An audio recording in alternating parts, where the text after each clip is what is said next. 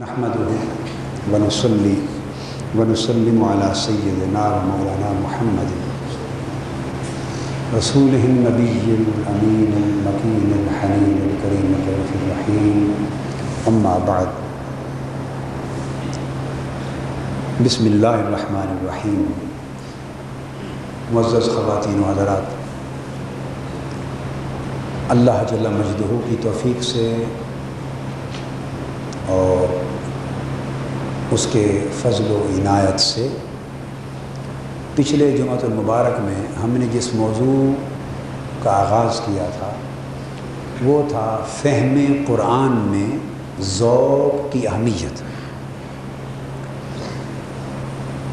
اس موضوع کے جو مبادیات تھے، یعنی ابتدائی ضروری چیزیں اس موضوع کو سمجھنے کے لیے، اس کے بنیادی تصورات، ان پر میں نے الحمدللہ تعالی تفصیل سے روشنی پچھلی بار ڈال دی تھی، اور گفتگو یہاں آ کے ختم کی تھی کہ اللہ تبارک و تعالی نے، چونکہ یہ ملخصاً پچھلی گفتگو کا آخری حصہ عرض کر رہا ہوں، چونکہ اللہ تبارک و تعالی نے انسان کے شعور میں بھی 3 پہلو رکھے ہیں: جذبے کا پہلو، ادراک کا پہلو اور ارادے کا پہلو. ایموشن، پرسیپشن اور انٹینشن. اور ان 3 پہلوؤں کے ترقی پانے سے اور ڈیولپ ہونے سے انسانی شخصیت بنتی ہے، اور انسانی شخصیت کا مزاج تشکیل پاتا ہے، اس کی طبیعت بنتی ہے، حتیٰ کہ اس طبیعت کا اثر اس کے روحانی مزاج اور روحانی ارتقاء پر بھی پڑتا ہے. اور دین کا فہم ہو یا قرآن مجید کا فہم ہو، صاف ظاہر ہے اس میں شعور کا بڑا دخل ہے. ریزننگ کا، انڈرسٹینڈنگ کا. انسان پڑھتا ہے، سمجھتا ہے اور اپنی سمجھ کے مطابق ایک تصور لیتا ہے، معانی اور تصورات قائم کرتا ہے، مفہوم وضع کرتا ہے. تو یہ سب چیزیں شعور سے جنم لیتی ہیں. لہٰذا جس کے شعور میں جو پہلو غالب ہوگا،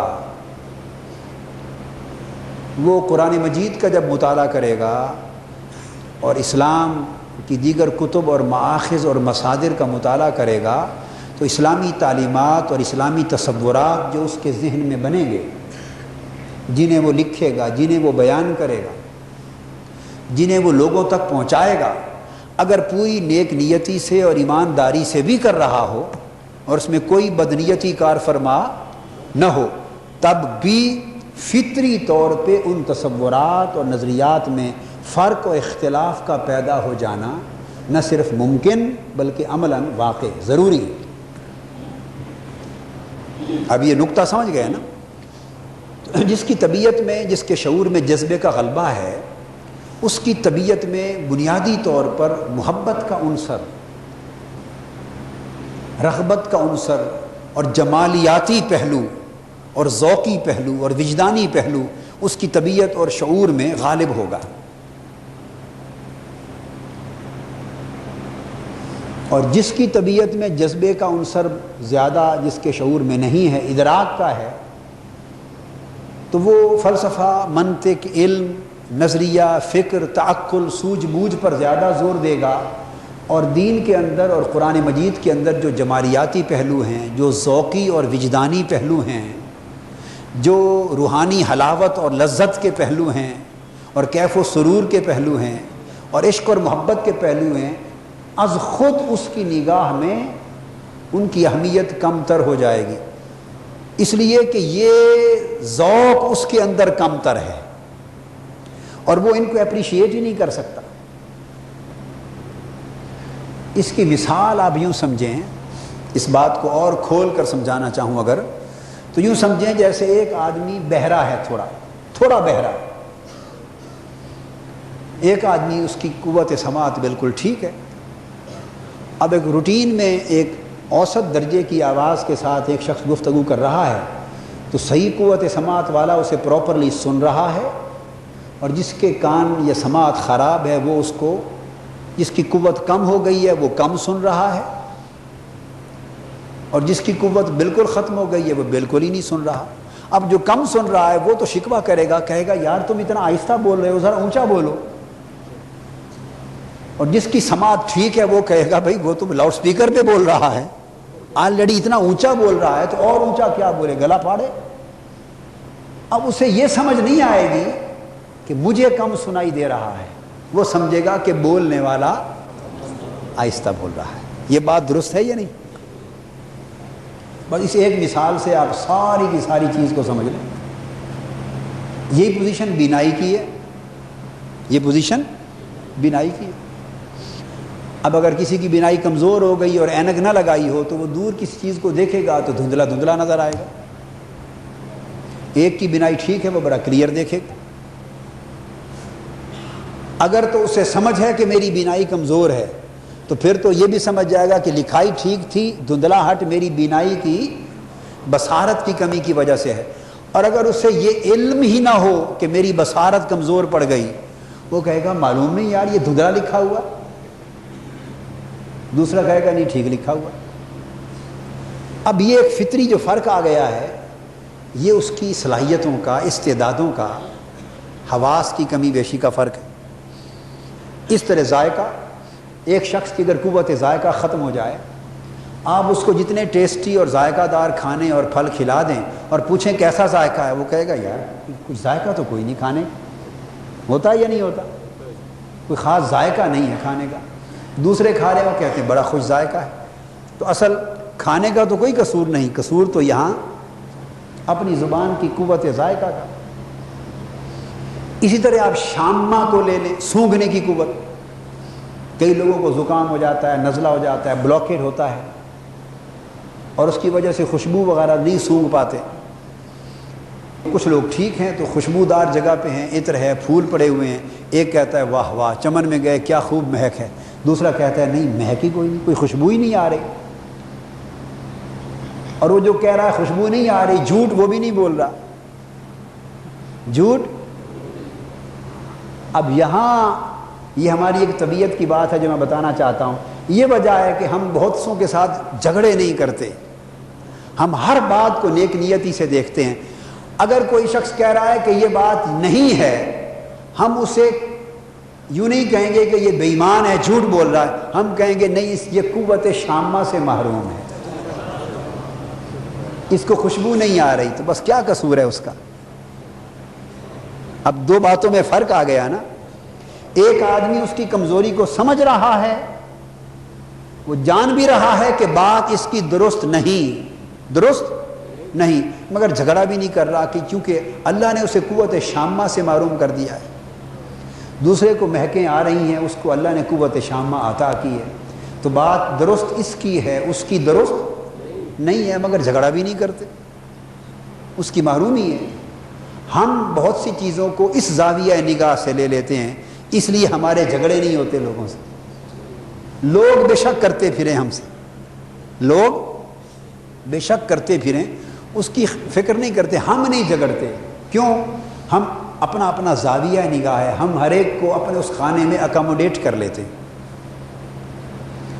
ایگزیکٹلی جیسے میں نے آپ کو یہ حواس کا فرق سمجھایا، اس طرح ٹچ ہے قوت لامسہ، بعض لوگوں کے اندر حس ہوتی ہے، آپ تھوڑا سا مس کر کے بہت سی چیزیں محسوس کر لیتے ہیں، بعض لوگوں کی حس کمزور ہوتی ہے لامسہ کی۔ تو جیسے حواس کا فرق ہوتا ہے اس طرح عقل کا بھی فرق ہے۔ آپ نہیں دیکھتے کہ ایک بات آسانی سے ایک کی سمجھ میں آئی، دوسرے کی سمجھ میں، ایک کند ذہن ہے ایک تیز ذہن ہے، ہوتے ہیں یا نہیں ہوتے؟ ایک بات سن کے بات کو یاد کر لیتا ہے، دوسرا ساری زندگی دہراتا رہتا ہے پھر بھی یاد نہیں ہوتی۔ مجھے خود اپنے والد گرامی ابا جی قبلہ رحمۃ اللہ علیہ نے ایک مرتبہ پڑھانے کے زمانے میں، میرا زمانہ طالب علمی تھا، مجھے بتایا، یہ ان کے الفاظ ہیں ان کی زبان سے، فرمایا بیٹے اگر 500 صفحے کی کتاب میں اپنی طالب علمی کے زمانے میں ایک رات میں پڑھ لیتا تھا مثلا، یا ایک دن میں 500 صفحے کی کتاب، تو مجھے 30 سال بعد بھی اگر کوئی پوچھے تو 500 صفحے کی کتاب کا ایک حوالہ یاد رہتا تھا. آدھی زندگی کے بعد بھی پوچھے تو جو میں نے 30 سال پہلے پڑھی تھی آج تک اس کا ایک حوالہ بھی یاد. بعض کا صفحے بھی یاد رہ جاتے ہیں کہ دائیں صفحے پر تھا بائیں صفحے پر تھا.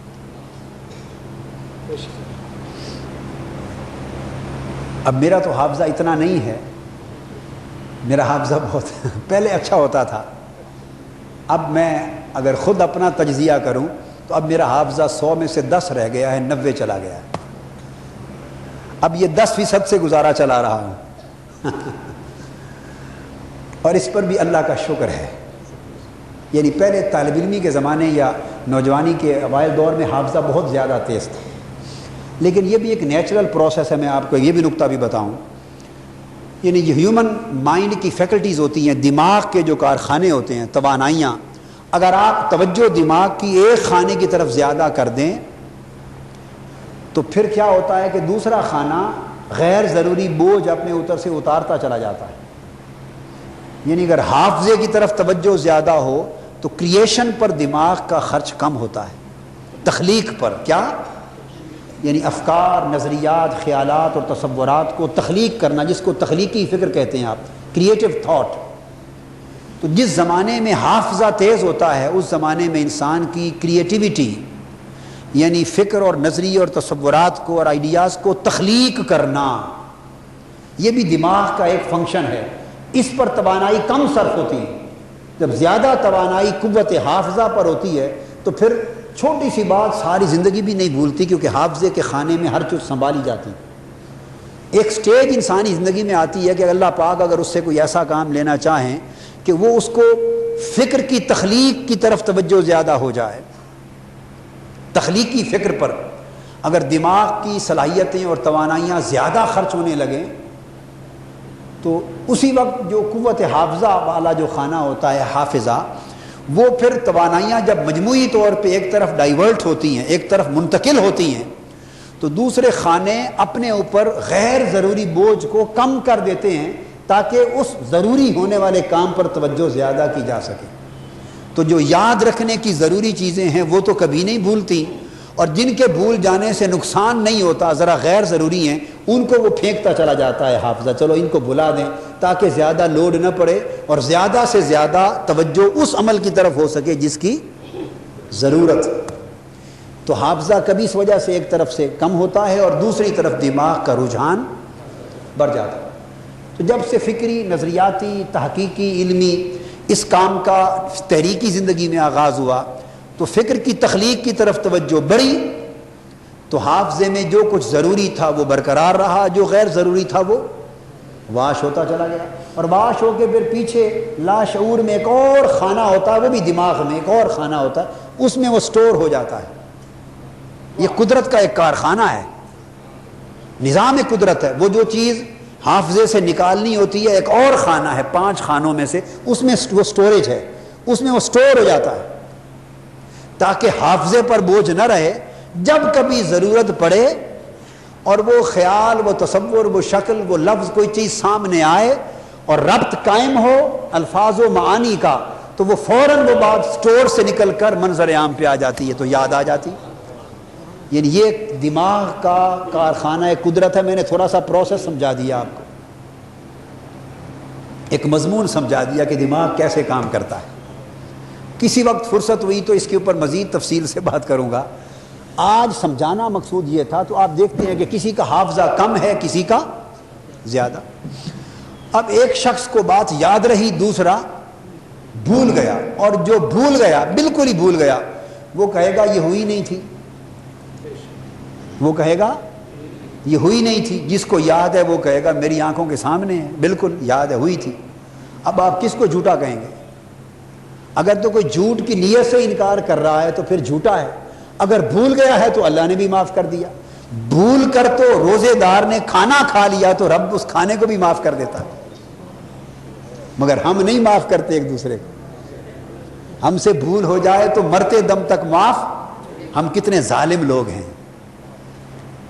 ہم گویا الماذ اللہ استغفر اللہ, خدا سے بھی بڑا بننا چاہتے ہیں کہ اس کی عبادت میں بھول ہو جائے, نماز میں, تو کہتا ہے کوئی بات نہیں، سجدہ صاحب کر لو، جتنی بڑی بھول تھی معاف کر دی۔ اور ہمارے ساتھ کوئی بھول سے خطا کر لے تو 1000 صاحب کے سجدے کرتا پھرے، ہم مرتے دم تک معاف نہیں کرتے۔ انسان خدا سے بڑا بننا چاہتا ہے، ظالم ہے۔ تو جو بھول گیا اب اس کا کیا قصور ہے؟ اسی طرح جو کند ذہن ہے، جس کو اللہ پاک نے سمجھنے کی قوت کم دی ہے، ایک کو بہت زیادہ دی ہے۔ اب ایک آدمی ہلکا سا اشارہ بھی سمجھ کر تہ تک پہنچ گیا ہے، بات کی تہ تک، دوسرا ساری رات تقریر سن سن کر صبح پوچھتا ہے کہ ہیر مرد تھا یا عورت تھا۔ یہ طالب علمی کے زمانے میں ڈیبیٹیں ہوا کرتی تھی کالجوں میں، تو ان میں ایک شعر پڑھتے تھے بچے ڈیبیٹوں میں کہ عقل کے اندھوں کو الٹا ہی نظر آتا ہے، مجنوں نظر آتی ہے، لیلا نظر آتا ہے۔ اب مقصد بات کا یہ ہے کہ جس کی صلاحیت دماغ کی وہ نہیں ہے، اس کو سمجھ نہیں آئی بات کی۔ جس کی صلاحیت ہے وہ ہلکا سا اشارہ بھی سمجھ گیا ہے۔ اب بتائیں آپ کس کا قصور ہے؟ جس کو سمجھ نہیں آئی اس غریب کا کیا قصور ہے؟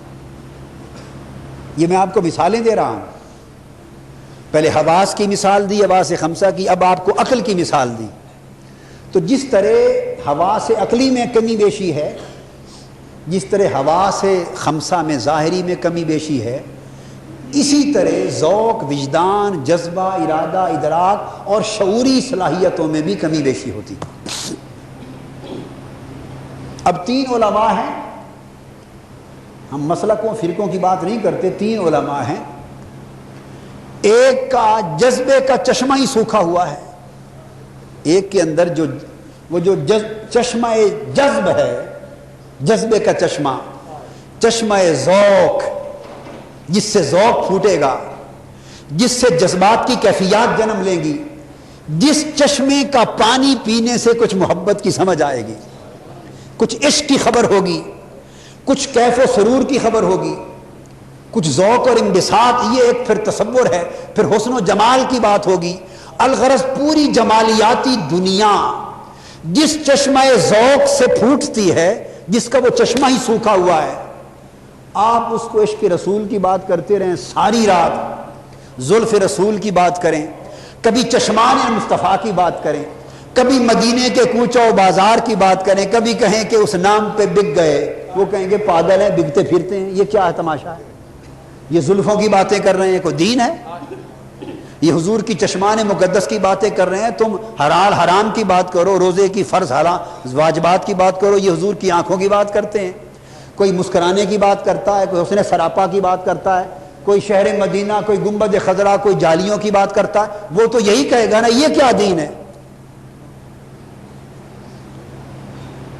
اور وہ اپنی جگہ بڑا سچا ہے، اس لیے کہ اس کا تو چشمہ ذوق ہی سوکھا ہوا ہے، یا اس کے اندر ذوق کا چشمہ رب نے رکھا ہی نہ تھا، رکھا تھا تو اتنا خفیف، رکھا تھا تو اتنا خفیف۔ اب یہاں ایک لطیف بات بھی کہہ دوں، یہاں ایک لطیف بات بھی کہہ دوں، وہ جتنا روکھا ہے اور جتنا سوکھا ہے وہ شخص دین کے فہم میں، عام تجربے کی بات ہے، اگر روز مرہ کے معاملات میں اس کو ڈیل کریں، اس میں بھی اس کو روکھا اور سوکھا ہی پائیں گے۔ میں آپ کو انالیسس دے رہا ہوں، آپ اس سے مل کر دیکھیں، کم ہی مسکراتا ہوا نظر آئے گا، بس اکڑی ہوئی گردن، روکھا روکھا چہرہ، سوکھا سوکھا موڈ، روکھی روکھی باتیں، تلخ تلخ مزاج، تو مل کے آپ کوئی طمانینت، کوئی فرحت نہیں پائیں گے کہ یار روکھا سا آدمی ہے۔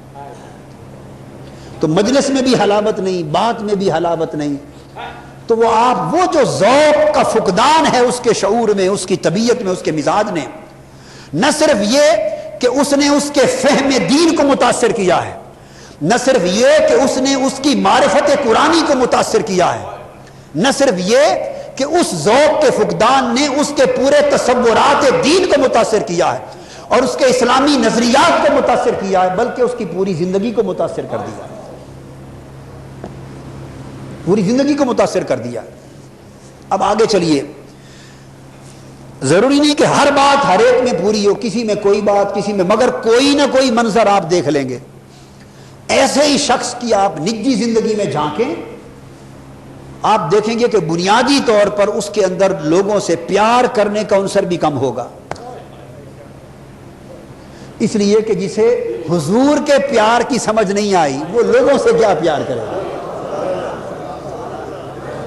اور وہ جب اللہ سے بھی تعلق رکھے گا اور اللہ کے حضور بھی رات کے اندھیرے میں سجدے کرنے تو آ جائیں گے مگر رونا شاید نہ آئے، ہائے ہائے ہائے۔ وہ جب توحید بھی بیان کرے گا، اللہ کی شان، اس کی ذات، اس کی صفات، اس کی توحید، اس کی عظمت، اس کے کمال، اس کی قدرت، اس کے تصرف، وہ جب سارا کچھ بیان کرے گا سب کچھ ملے گا مگر ایک چیز اللہ سے بھی محبت کی حلاوت اس کے اندر دکھائی نہیں دے گی، وہ بھی روکھی روکھی باتیں لگیں گی، وہ باتیں بھی روکھی روکھی لگیں گی۔ عین ممکن ہے اگر آپ اس کا نجی زندگی میں جائزہ لیں تو وہ اپنی اولاد کو بھی اتنا پیار نہ کرتا ہو، چومتا بھی نہ ہو۔ یہ بھی دیکھیں، حضور علیہ الصلوۃ والسلام کی مجلس میں ایک شخص آیا اعرابی، اور اتنے میں آقا علیہ السلام کی بارگاہ میں سیدنا امام حسین بھی آ گئے رضی اللہ تعالیٰ عنہ، معصوم بچے تھے۔ حضور صلی اللہ علیہ وسلم نے آتے ہی سیدنا حسین کو، اس وقت امام حسین شہزادے تھے چھوٹے، آتے ہی ان کو اٹھا لیا، اپنی گود میں لے لیا اور چومنے لگ گئے، پیار کرتے رہے، چومتے رہے۔ جب وہ چلے گئے وہ اعرابی کہنے لگا، اے محمد صلی اللہ علیہ وسلم، خدا کی قسم میرے اتنے بچے ہیں، میں نے تو آج تک کسی کو چوما ہی نہیں۔ اب باپ تو وہ بھی ہے نا، باپ تو یہ آپ دو قسموں کے باپ نہیں دیکھتے، ایسے باپ ہوتے ہیں، اولاد ہے ہر ضرورت پوری کریں گے مگر گود میں اٹھا کے چومنا، پیار کرنا شاید یہ ان کی طبیعت کا اتنا زیادہ حصہ نہیں ہوگا۔ یہ کیوں ہے؟ جڑ وہی ہے جو سمجھا رہا ہوں، شعور میں ذوق کا، جذبے کا فقدان ہے، اور وہ ساری شاخیں محبت کی خواہ وہ کسی کے ساتھ ہوں، جب وہ جنم لیں گی تو وہ ہر جگہ ان کے مظاہر نظر آئیں گے۔ تو اولاد بھی پیار سے محروم رہتی ہے، پیار سے، تو پھر ان میں بھی روکھا پن آ جاتا ہے، ان میں بھی روکھا پن آ جاتا ہے۔ تو یعنی یہ وہ مظاہر ہیں دوستوں سے بھی، تو یہ مظاہر اس ذوق اور محبت کے جذبے کی محرومی کے اس کی زندگی کے ہر گوشے میں پھیل جاتے ہیں، کہیں زیادہ نمایاں ہو جاتے ہیں، کہیں ذرا کم نمایاں ہو جاتے ہیں، مگر میں نے عرض یہ کیا کہ پوری کی پوری شخصیت پہ اس کا اثر پڑتا ہے۔ لہٰذا جو تصور دین وہ دے رہا ہے وہ یوں نہ سمجھیں کہ دین وہ کہہ رہا ہے، نہیں، یہ اس کی وہ محرومی ہے جس کے باعث اسے نظر ایسا آ رہا ہے، نظر ایسا آ رہا ہے، جمالیاتی ذوق نہیں ہے۔ اب اسی طرح دوسرے ذوق ہیں، اب دوسروں پر گفتگو میں سردست کم کروں گا چونکہ اتفاق سے موضوع ہے فہم قرآن اور فہم دین میں ذوق کی اہمیت، موضوع یہ ہے۔ اسی طرح جن لوگوں کے شعور میں ادراک کی کمی ہے، ذوق فراواں ہے، عشق، محبت، ذوق، رغبت، چاہت، کیف، سرور، یہ چیزیں تو بڑی ہیں مگر ادراکی پہلو کمزور ہے، لہٰذا ان کے اندر علم کا فقدان ہوگا، تحقیق کا فقدان ہوگا، تجزیہ کم ہوگا، اجتہاد اتنا نہیں ہوگا، فہم کم ہوگا، تعقل کم ہوگا، تدبر کم ہوگا، حکمت کم ہوگی۔ تو جن میں یہ چیزیں کم ہوں گی وہ جب فہم دین ان کا ڈیولپ ہوگا وہ بھی سطحی سا بن جائے گا، وہ بھی سطحی سا بن جائے گا، رسمی بن جائے گا، تحقیق میں ڈیپتھ تک نہیں جا سکیں گے، انالیٹیکل نہیں ہوں گے کہ نیچے اتر سکیں۔ اور اس طرح جن لوگوں کے فہم میں، شعور میں ارادے کی کمی ہوگی تو ان کی ول پاور کم ہوگی، ان کے اندر عمل کی کمی آ جائے گی، باتیں بڑی کریں گی، ارادے بڑے بنائیں گے، منصوبے بڑے بنائیں گے، عزم بڑے رکھیں گے مگر عملی زندگی میں زیرو ہو جائیں گے، عملی طور پہ کامیاب نہیں ہوں گے۔ کام شروع کریں گے پھر چھوڑ دیں گے، توبہ کریں گے پھر توڑ دیں گے، ارادہ کریں گے پھر ناکام ہو جائیں گے، کسی کام میں مداومت، تسلسل نہیں رکھ سکیں گے، تو قوت ارادی بھی کمزور ہوگی، قوت عمل بھی کمزور ہوگی۔ جب عمل کمزور ہوگا تو شریعت کی اتباع، حضور کی اتباع بھی کمزور، اطاعت بھی کمزور، دین کی تعمیل بھی کمزور، قوت ارادی کم تو اقامت دین کا جذبہ بھی نہیں ہوگا، انقلاب کی خواہش بھی نہیں ہوگی، انقلاب کی اتنا کافی ہے۔ 11ویں شریف ہو گئی، میلاد شریف ہو گیا، عرس شریف ہو گیا، ہاتھ چوم لیے، دعا کروا لیا، برکت لے لی، زیارت کر لی، بس یہی کافی ہے۔ آگے اس دین کو گرتے ہوئے کو سنبھالا دینا، انقلاب کے لیے اٹھ کھڑا ہونا، تن من دھن لٹا دینا، یہ بات اس کی سمجھ میں ہی نہیں آئے گی، اس کی سمجھ میں ہی ساری زندگی گزار دیں اس کی سمجھ میں نہیں آئے گی۔ اگر جذبے کا غلبہ ہے وہ آئے گا۔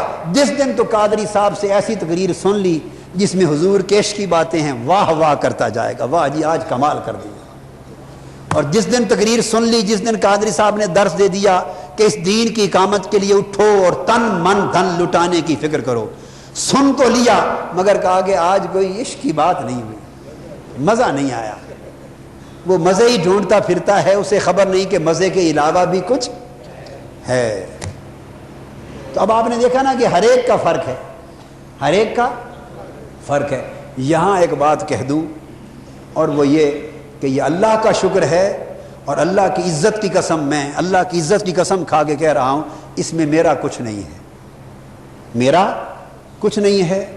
مجھے تو خود خبر نہیں کہ ایسا کیسے ہو گیا، یہ اس کا فضل اور حضور علیہ السلام کے نالین پاک کا صدقہ۔ اس تحریک منہاج القرآن کے دسترخوان پر تینوں چیزیں ہیں فراوانی کے ساتھ۔ یہاں جذبے کی بھی کمی نہیں، یہاں جذبوں کی بھی کمی نہیں، جذبے کی بھی کمی نہیں۔ جب آپ یہاں عشق کی ڈشیں دیکھتے ہیں تو ہر عشق کا ذوق پورا ہوتا ہے۔ ہائے ہائے ہائے، کوئی عشق الہی کی طلب لے کے آئے تو توحید کی لذت اور عشق توحید کی حلاوت کے جو جام منہاج القرآن کے میخانے میں ملتے ہیں وہ آج روئے زمین پہ کسی مدرسے میں نہیں مل سکتے، کسی دارالعلوم میں نہیں مل سکتے۔ یہاں میں توحید بھی ہے، یہاں میں رسالت بھی ہے، یہاں میں ولایت بھی ہے، میں تصوف بھی ہے۔ تو عشق و جذبے کی فراوانیاں بھی یہاں ہیں یا نہیں؟ تو کوئی یہ طلب لے کے آئے تو اسے اس دسترخوان پہ یہ ڈش بھی ملتی ہے، یہ کھانا بھی ملتا ہے، بھوکا نہیں جاتا، سیر ہو کے جاتا ہے۔ اور وہ میں نہیں کرتا۔ کبھی میرے بارے میں کوئی اتنا اچھا گمان نہ رکھ لیں، میں تو بڑا ناکارہ قسم کا آدمی ہوں، سگے دنیا ہوں، دنیا کا کتا ہوں، اور پتہ نہیں دوزخ بھی قبول کرے گی یا نہیں کرے گی، میرا کچھ نہیں۔ مگر جس محبوب کا یہ مشن ہے اور جس اللہ کے دین کی اقامت کی یہ نوکری ہے، یہ انہی کا کرم ہے کہ یہاں اس نے اس دسترخوان پر یہ نعمتیں اتار دی۔ اور جو علم کا متلاشی آتا ہے، ادراک کا طالب، تحقیق کا طالب، اجتہاد کا طالب، فکر کا طالب، عقل کا طالب، ریسرچ کا طالب، سائنس کا طالب، تو عقل و سائنس کی وہ بات جو دنیا میں کہیں نہیں ملتی وہ منہاج القرآن کے لٹریچر میں ملتی، یہاں کے دسترخوان پہ ملتی۔ یہ بھی اس کا کرم ہے۔ یہ چیزیں یکجا کم ہوتی ہیں، یکجا کم ہوتی ہیں۔ عشق والے عقل کی بات کم کرتے ہیں اور عقل والے عشق کی بات کم کرتے ہیں، مگر اللہ رسول کا کرم ہے کہ اگر عشق کی بات ہونے لگے تو اس کے بھی دریا بہتے ہیں منہاج القرآن کے مرکز سے، عقل کی باتیں ہونے لگی تو اس کے بھی چشمے رواں ہیں۔ اور یہ سب فیضان مصطفیٰ صلی اللہ علیہ وسلم، گنبد خضرا کا فیضان ہے۔ اور اگر کوئی ارادوں کا طالب آئے، ارادے کا، تو یہاں تو ساری بات ہی انقلاب کی ہے، جہاد کی ہے، اقامت دین کی ہے، اطاعت اور اتباع کی ہے۔ تو عمل پر بھی، ارادوں پر بھی زور ہے، اور پوری تحریکیں بپا ہیں، ویلفیئر کے کام ہو رہے ہیں، تعلیمی مراکز کھل رہے ہیں، ماڈل سکول کھل رہے ہیں، خالی باتیں نہیں ہوئی، روئے زمین پر کام ہو رہا ہے، اور شرق سے غرب تک دنیا پوری مشن کی کام میں لگی ہے۔ اور صرف یہاں نہیں، دنیا کے 5 بر اعظموں میں شرق سے غرب تک کام میں لگی، ہر طرف کام ہو رہے ہیں۔ دنیا دنگ ہے، مخالف سے مخالف بھی دنگ ہے، مانے یا نہ مانے، مگر یہ مانتا ہے کہ ہاں دنیا بھر میں کام ہو رہا ہے۔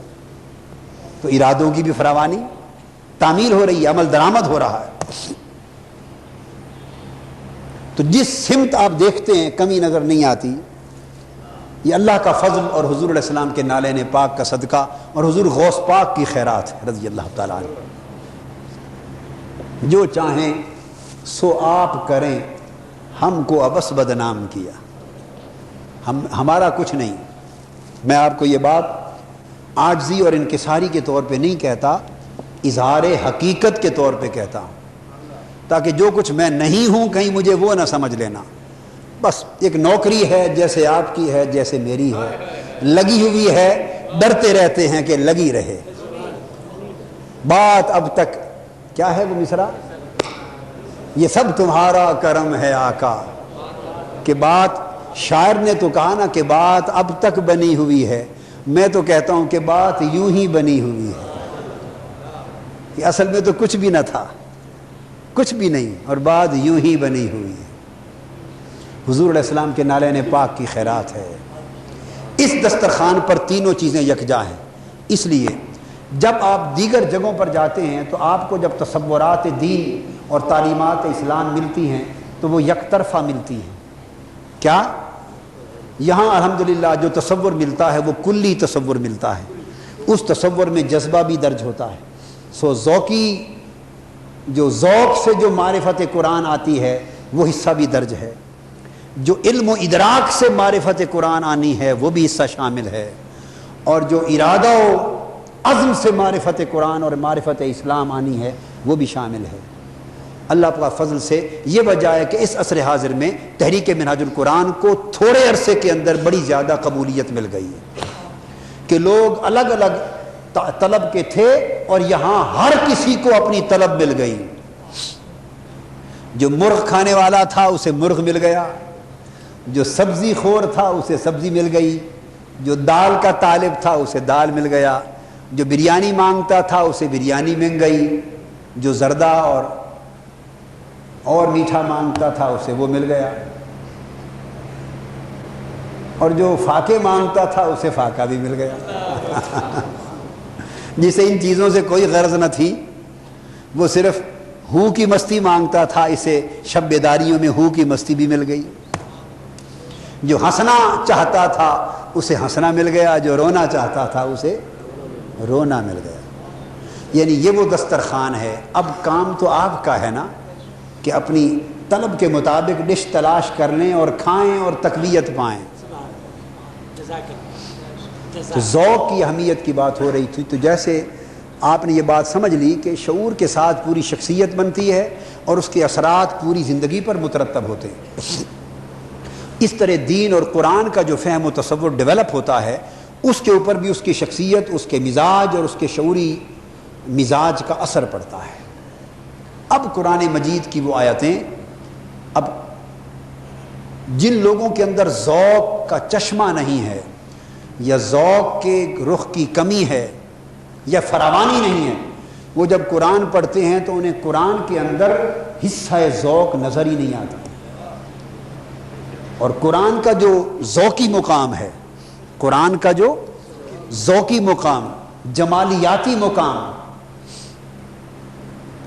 وہ ان کو دکھائی نہیں دیتا.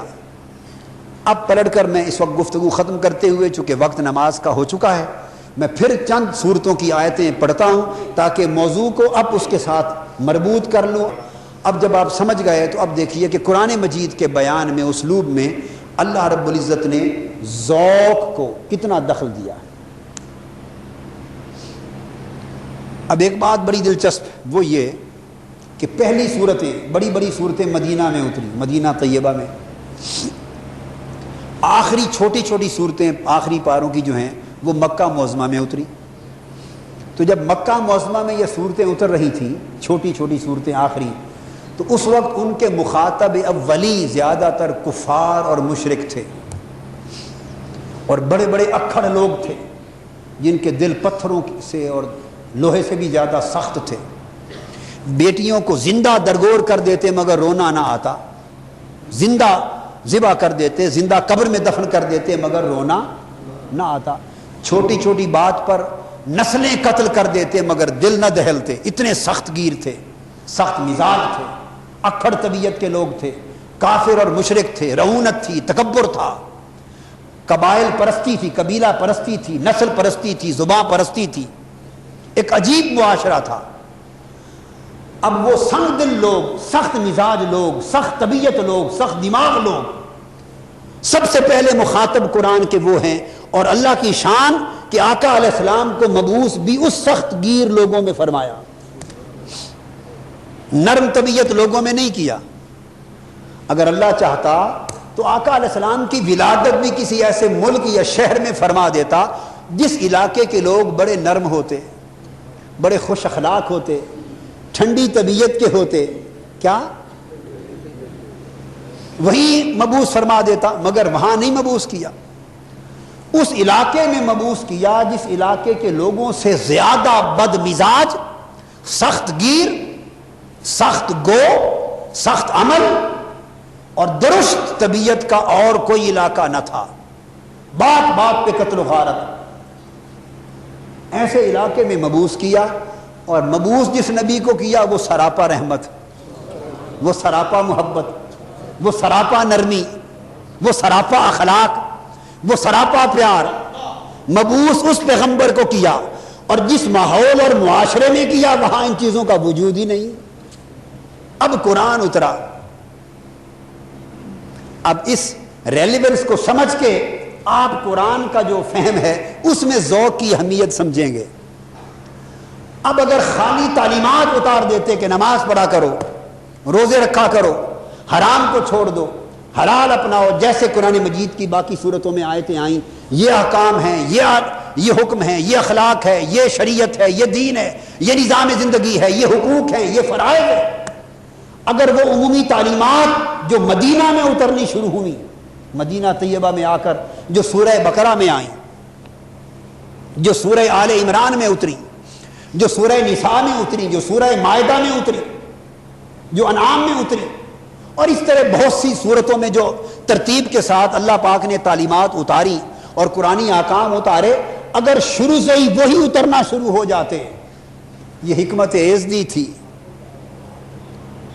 اللہ پاک نے وہ صورتیں پہلے اس لیے نہ اتاری کہ ان صورتوں کے مخاطب وہ لوگ تھے کہ ابھی ان کو یہ احکام سنانے کا وقت نہ تھا. ان احکام اور تعلیمات کے اتارنے سے پہلے جو تبدیلیاں رب ذوالجلال ان انسانوں میں لانا چاہتے تھے, ان کی طبیعتوں میں, ان کے مزاجوں میں, اس ماحول میں, اس معاشرے میں, وہ تبدیلی لانے کے لیے کسی اور طرح کا کلام چاہیے تھا. وہ کلام نغمات کی صورت میں ہوتا تاکہ ان کی سخت طبیعتیں رکت کی طرف آ جائیں, ان کی سختیاں ٹوٹ جائیں, ان کی سختیوں میں دراریں پڑ جائیں, ان کے اندر گریہ آ جائے, نرمی اور گداز پن آ جائے, رکت آ جائے, پیار آ جائے. ان کی طبیعتوں میں اس انقلاب کی ضرورت تھی. پھر ان تعلیمات کو قبول کرنے کے قابل بنتے. تو سخت گیر لوگوں کو جو کلام سنایا گیا وہ عربی دان بھی تھے, عربیت پر بھی ناز تھا, اپنی زبان دانی پر بھی ناز تھا, طبیعت بھی سخت تھی.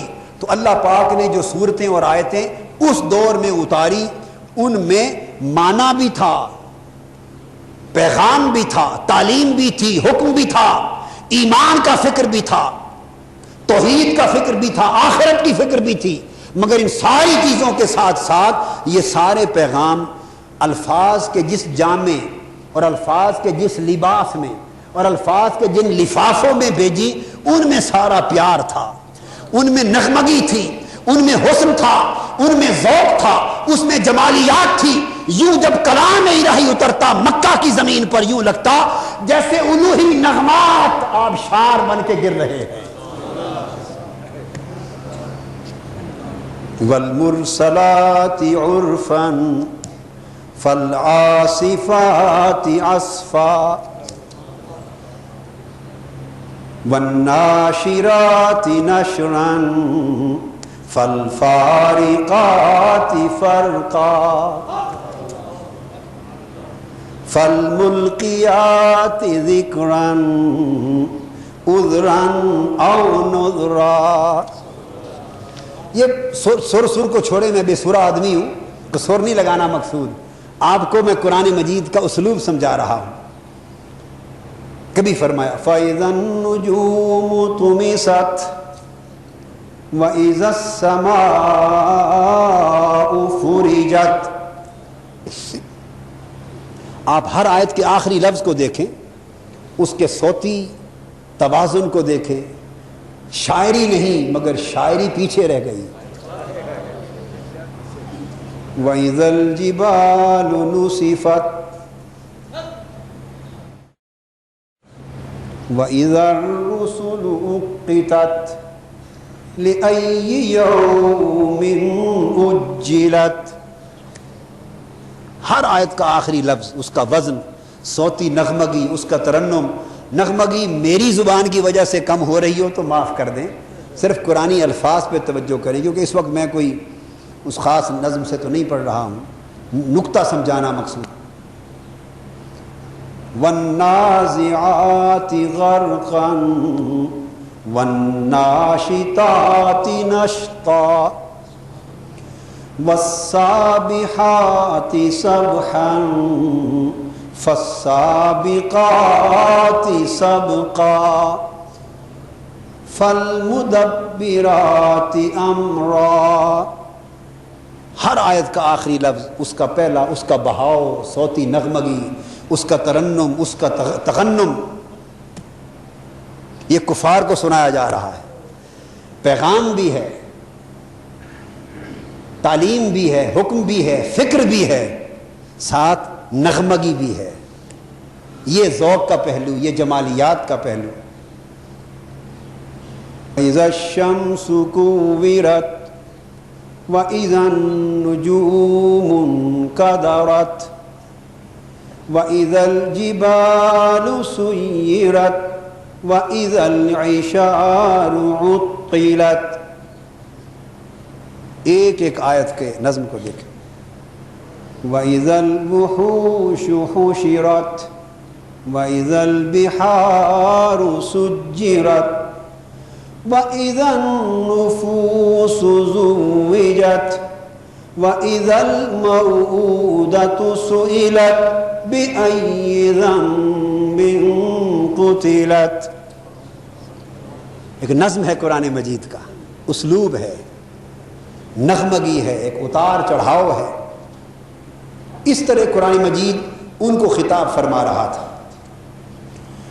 وَالشَّمْسِ وَضُحَاهَا وَالْقَمَرِ إِذَا تَلَاهَا وَالنَّهَارِ إِذَا جَلَّاهَا وَاللَّيْلِ إِذَا يَغْشَاهَا وَالسَّمَاءِ وَمَا بَنَاهَا وَالْأَرْضِ وَمَا طَحَاهَا. اب جب مدینہ پاک آپ پہنچتے ہیں تو کوئی صورت ایسا بیان نہیں دیتی، اس لیے کہ جو بنانا تھا وہ بن چکے تھے، جو بنانا تھا وہ بن چکے تھے. اب یہ قرآن کا حصہ نکال نہیں لیا، ہمیشہ کے لیے برقرار رکھا.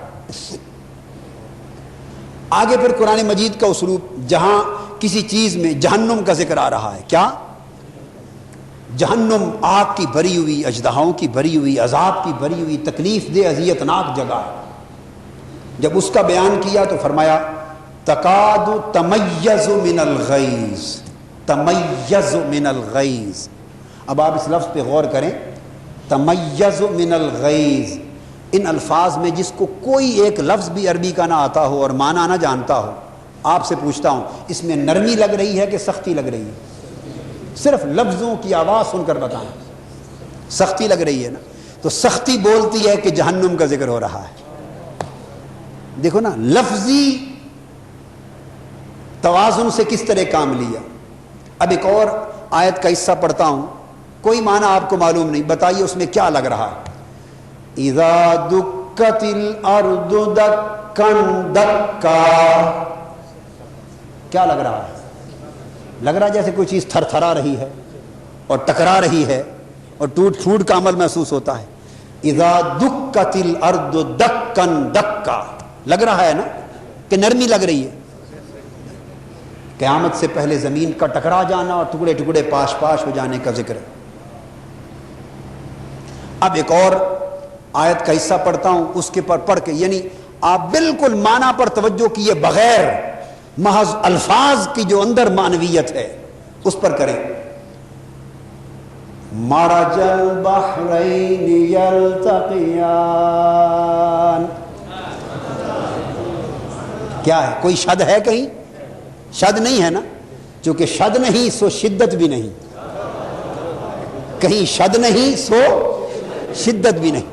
مرج البحرین یلتقیان، دو سمندروں کا ملنا، آپس میں ملاپ ہو رہا ہے، اور ملاپ پیار کی بات ہے. تو جہاں پیار ملاپ کی بات تھی، کسی حرف پہ اللہ نے شد بھی نہیں لایا، شد بھی نہیں. اب پھر آگے چشموں کی بات ہو رہی. چشمے کیا کرتے ہیں؟ زمین سے پھوٹتے ہیں اور اچھلتے ہیں، چھلکتے ہیں. چشمے پھوٹتے ہیں اور چھلکتے ہیں. اب غور کریں، دو چشموں کی بات. فرمایا فیہما عینان نضاختان. نضاختان، شد آ گئی تو کیا لگ رہا ہے؟ جیسے کوئی چیز پھٹ رہی ہے. تو چشموں کے پھوٹنے کا ذکر ہے. پھر آگے قرآن مجید میں ایک مقام پر آیا متکئین علی رفرف. رفرف، غور کریں، متکئین علی رفرف. تو رفرف سے ایسے لگ رہا ہے نا جیسے کوئی بچھاؤ ہے اور ایک بہاؤ سا ہے. تو بیان کیا ہے؟ بیان ہے کہ وہ سکون سے جنت میں بچھونوں پر تکیے لگائے بیٹھے ہوں گے، تکیے لگائے بیٹھے ہوں گے. یہ میں نے چند نمونے دیے، سمجھانا مقصود یہ تھا. یہ قرآن مجید میں اور مقامات پر آیا، مگر پہلی جو صورتیں ہیں قرآن مجید کی جو آخری پاروں میں آئیں، آخری پاروں میں، پہلی سے مراد جو مکے دور میں اتری، ان میں یا ایھا المزمل قم اللیل الا قلیلا او انقص او زد علیہ ورتل القرآن ترتیلا. او زد علیہ ورتل القرآن ترتیلا نصفہ او انقص منہ قلیلا او زد علیہ ورتل القرآن ترتیلا.